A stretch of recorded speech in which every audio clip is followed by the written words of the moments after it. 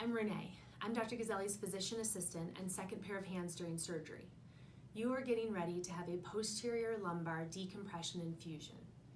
Today I'm going to walk you through the procedure and recovery time from start to finish. Please feel free to take notes. I'm happy to sit down face to face and go over any further questions that you have or go into more detail with you. This is not meant to be comprehensive, so I do expect that you'll have questions, but hopefully it gives you a good amount of information and background as far as the procedure and the recovery time. So on the day of surgery, you're going to be arriving at Rose Medical Center, and you'll be coming there 2 hours prior to the surgery. We do operate there regularly, so we do have a consistent team of anesthesiologists and surgical team that we work with regularly. So initially you'll be brought back into the pre-op holding area, and the nurses there will start an IV and get things started and prepped and ready. They'll also make sure that all current medications and medical history are updated in the computer. You will meet the anesthesiologist in the pre-op holding area, and they can go over any questions you have from their end. They'll also even possibly call you the day before. So if you get a call that day before or that night before surgery from a number that you don't recognize, you may want to pick it up, because it could be that anesthesiologist just trying to get to know you a little bit and chat with you before the day of surgery. You will also see Dr. Gazelli in the pre-op holding area, and he's happy to go over any final questions at that time that you might have. As far as the approximate time of the procedure and any family expectations, typically a one-level fusion should take us about 2 to 3 hours, and a two-level fusion will take us about 3 to 4 hours. We are happy to keep whoever's with you, your family or friends there, updated during the procedure. The nurses in the operating room can call them and keep them updated, and Dr. Gazelli will come talk to them after the surgery. He'll call them, and if they're there at the hospital, he'll come meet with them face to face and discuss things with them. If they can't be at the hospital, that's okay. He's happy to call them on the phone and discuss things that way as well. So as far as what happens in the operating room, you've probably already watched the procedure video, so you know a bit about the procedure itself, but this will just recap it a little bit and go over some frequently asked questions that patients typically have. This surgery is done under general anesthesia, and we actually will have people in there monitoring your nerves during surgery. So once you're asleep, they're going to put little baby needles all over from head to foot, and that's going to be watching the nerves during the surgery. So if anything starts acting abnormally, they'll let Dr. Gazelli know right away. So I mentioned them and warn you about them a little bit, because if you wake up with pinpricks, bruises, and bleeding, that's what that was from, all those little needles everywhere. The incision for the surgery is typically made in the middle of your low back, and we'll move the muscles aside to get down to the spine. We do bring a microscope in if needed during the decompression around the nerve roots. And for this procedure, our focus is to decompress and take pressure off of the nerve roots, as well as to stabilize that level. So we'll be removing any bone, ligament, degenerative overgrowth, disc material, anything that's pinching the nerves. We'll make sure that those nerves are freed up and happy. We'll also then remove the inside contents of the disc so that we can use that space for the fusion. And we will pack that space with some bone graft and a cage. Now the bone graft is made up of some donor bone product as well as your own local bone. So any bone that we get from your decompression, we'll crunch that up and use that as your own bone graft. Sometimes we'll even talk to you about taking a little bit of bone marrow or blood from your pelvis, and occasionally we even use a protein called BMP. We can discuss this further with you face to face, depending on which route we're going to take with you. We also put screws and rods in there to stabilize the level while the fusion is growing and the bone is growing together. So once all of this is done, the surgery is done and we can close the incision. The incision is typically closed with dissolvable stitches and layers of stitches. That top layer, I'll leave a little loop knot at the top and the bottom. It looks like clear fishing line if you or anybody sees it. So that just holds tension on the wound, and we'll trim off those little tail ends at your first post-op visit. We'll also put skin tapes or white steri strips over the incision, so you'll see those on your back most likely as well. Then a gauze bandage will cover that after we're all done closing it. Once things are done, you'll be transferred over to the recovery room, and the nurses there in the recovery room will monitor you and watch you while you're waking up. They'll help control pain that you have with medications as needed. They'll just make sure that you're waking up appropriately and getting alert enough to then be transferred over to the hospital floor. So while you're staying at Rose Medical Center, you will be staying on our spine and orthopedic floor. There are nurses and physician assistants that work on that floor regularly and know how to take care of spine and orthopedic patients. All rooms there at Rose Medical Center are private, so you won't be sharing a room with any other patients. We will have pain medications and muscle relaxants ordered for you for the nurses to give you as you need it. You'll also be working with physical therapists and occupational therapists while you're in the hospital. So they'll be working with daily living activities for you, getting in and out of a bed, in and out of a chair, walking, using stairs if necessary. They'll be doing all of that while you're there at the hospital. You will usually be in a gown most of the time that you're there, but you're welcome to bring any loose fit, comfortable clothing to wear, or especially to go home with when you do go home. And you're welcome to also bring any toiletries or things of that nature from home as well. So while you're there, you're going to be seeing Dr. Gazelli or myself every day. If you're there over a weekend, you'll also see either Dr. Gazelli, myself, or one of the other surgeons or physician assistants in our practice that is going to be on call that weekend taking care of our inpatients. So you'll see somebody from our team every day. You will be discharged home once your pain is relatively controlled and you're cleared by physical therapy and occupational therapy. You'll be sent home with a prescription of muscle relaxants and pain medications.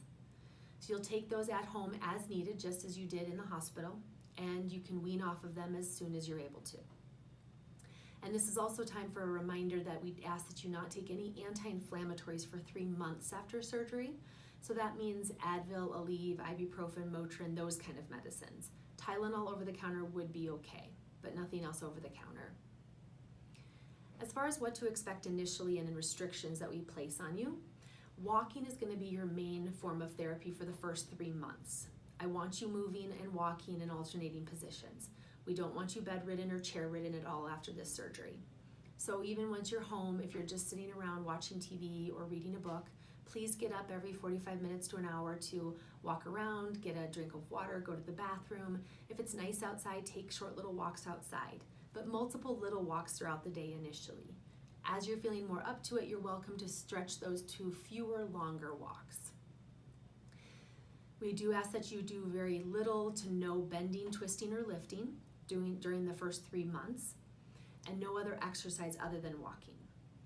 You will be given a brace to wear, and the rule of thumb with the brace is that you wear it anytime you're out of bed longer than about 5 to 10 minutes, meaning that you don't have to sleep in it. If you're getting up in the middle of the night to go to the bathroom and straight back to bed, you don't have to put it on.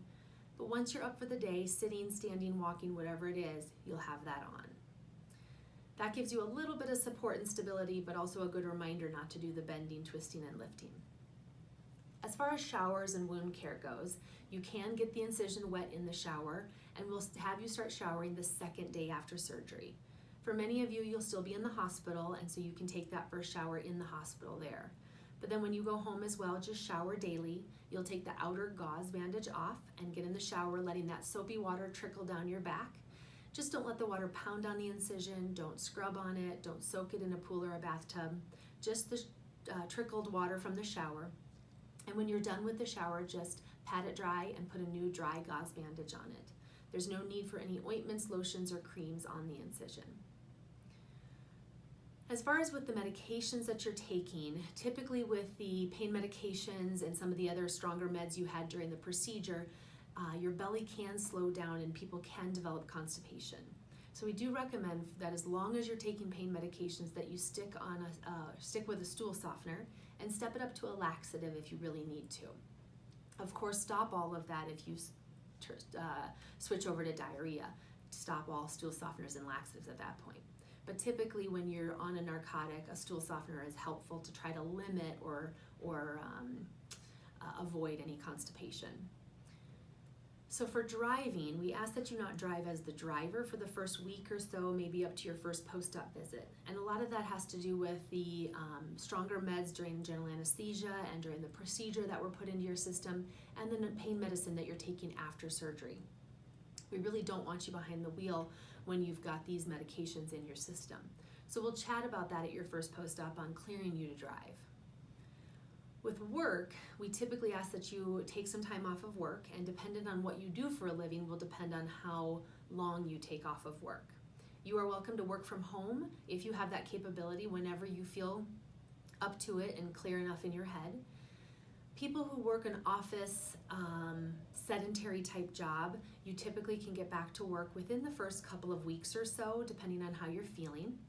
And we do recommend that if you have the option of going back part days at first, whether you go back 2 weeks later, 3 weeks, 4 weeks, whenever it is, oftentimes going back for a full 8 to 10 hour day is just too much. You get too wiped out and tired from all the medications and the healing that your body is going through.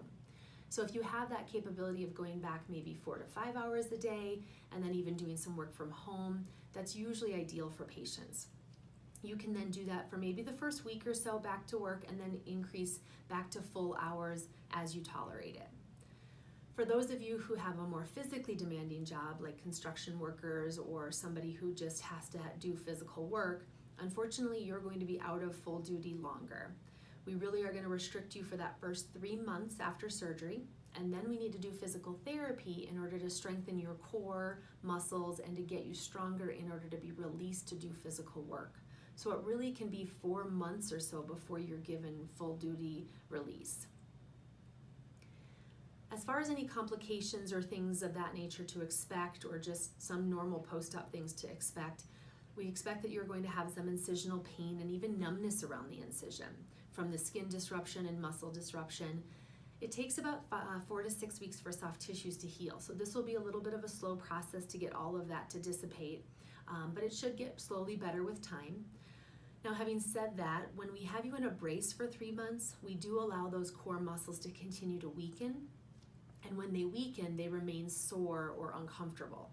So people can find that they have some level of back discomfort or tightness until we get them into physical therapy and strengthened up again. We also expect that you may have some nerve symptoms still after surgery. Our hope is that symptoms are much better, if not resolved after surgery. But even once we've taken the pressure off the nerves then need to heal, and they do heal slowly. So it can take weeks and even months for nerves to fully heal. However, we want things to be improved, and our expectation would be that you have less severe or less constant symptoms than you had prior to surgery. So if you have overall improving symptoms, but just a little bit of residual symptoms come and go, that's completely normal after surgery while these nerves are in their initial healing process. Wound infections are very low typically for us. Diabetic patients do have a higher risk for infection, but even with that, usually we have a very low infection rate, and there's really a low risk of infection. We do use antibiotics during the surgery and while you're at the hospital as well. We would just ask you to keep the incision clean and dry. Again, no ointments, lotions, creams, nothing like that on it. Just keep an eye on it. And again, it's a very low chance of infection. Anytime you're doing a fusion or putting hardware in, there's always the chance of hardware failure or fusion failure. It takes a good 6 months for the fusion to really knit together and grow, and we'll monitor that. And the hardware could always fail. Maybe the bone that the hardware is in breaks or something. So we'll monitor that as well. It's typically a low risk of these hardware failures and fusion failures, but we'll watch things and monitor it with you. And because it can happen, we talk about it as a potential or possible complication. As far as when to call us, please let us know if you're having any increasing symptoms, increasing weakness, pain, numbness, tingling, things just are getting worse and worse and not getting better. As I already mentioned, symptoms can come and go. You can have good days and bad days. Some days you just might feel your back or your leg a little bit more than others. But as long as it's overall improving and it's just up and down, that's normal. If it's escalating and getting worse and worse and not calming down, that's when we want you to contact us and let us know about it. Any persistent fevers or other signs of infection, we definitely want to know about that as well. So swelling, redness, drainage of the wound, fevers that are not coming down, things like that, definitely call us. And even persistent nausea or vomiting, let us know. We can work with medications to help you with this if necessary. As far as when you'll see us next, we'll see you back at your first post-op visit, typically 7 to 10 days after surgery. And at that visit, we'll remove any sutures or staples that were placed. We will review how you're doing overall, refill medications if needed. We'll get x-rays at that visit and go over the x-rays with you there so you can see them. We'll also hopefully clear you to drive depending on how much pain medicine you're taking at that time still. We will then see you back at 3 months after surgery, at which time we'll start some physical therapy and wean you out of the brace. We'll then see you at 6 months post-surgery and 1 year post-surgery. We do like to get x-rays every visit to monitor the hardware and monitor the fusion. And getting you back to normal. As I said, at 3 months, we'll start physical therapy and we'll give you an order for this. We'll have you start weaning out of the brace, and you can gradually increase your normal activities in conjunction with starting physical therapy.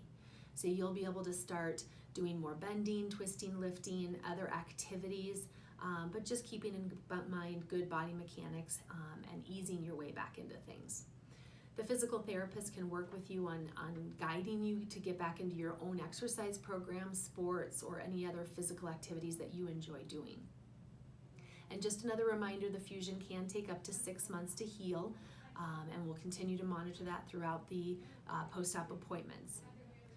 So hopefully this has given you a good amount of information about the surgery, the day of surgery, your hospital stay and recovery period, but please feel free to call or email us at any time should you have any other questions or concerns.